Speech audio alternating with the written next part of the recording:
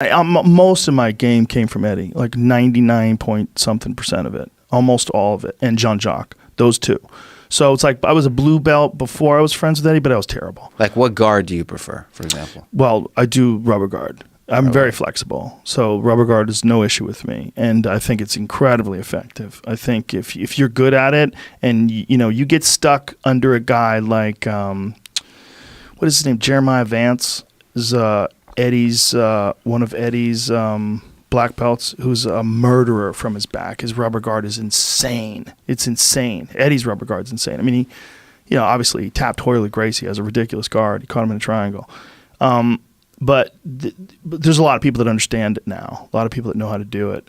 It's a real art form. And the thing about it versus other guards is when you're in a position like mission control and you clamp, Vinny Magalhaes is phenomenal at it. I mean, what's that?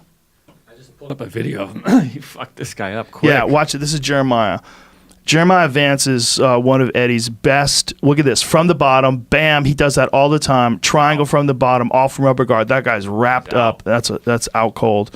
He does this all the time. He's one of Eddie's best rubber guard assassins. And if you watch his technique, it is fucking sensational.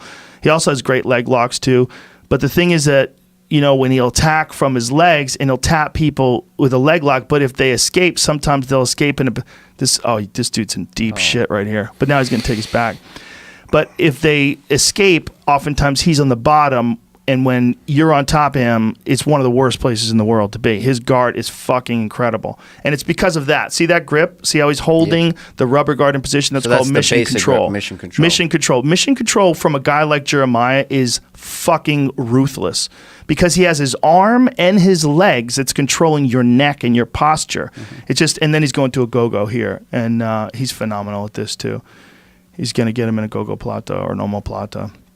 He's going to flip him over. Now he's attacking the leg. Like, it's just constant. And Eddie, it never ends. Did Eddie invent this kind of system? He invented the initial stage of like setting up mission control and go. This guy is getting fucked up. Oh my God. Painful to watch. That's horrible. But Eddie invented a series of pathways from mission control to set up various techniques, arm bars, triangles, all these different things. But there had been people that had toyed with doing high guard, like Nino Schembri. He did a lot of like rubber guard-esque stuff. There was a lot of things that people did. But Eddie has his own pathway and his own system. And then there's a lot of guys that branch off from that system, like Jeremiah, like Vinny Magalhaes, that have their own way that they prefer to set various techniques up to.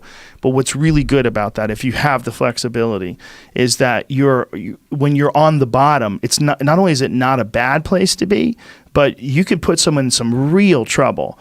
When you have your ability, you're holding onto your ankle and using your leg, which is the strongest fucking limb in your body, right? Pulling down on someone with your leg, clamping down with your arm, and then you get your other leg involved. Good luck getting out of that.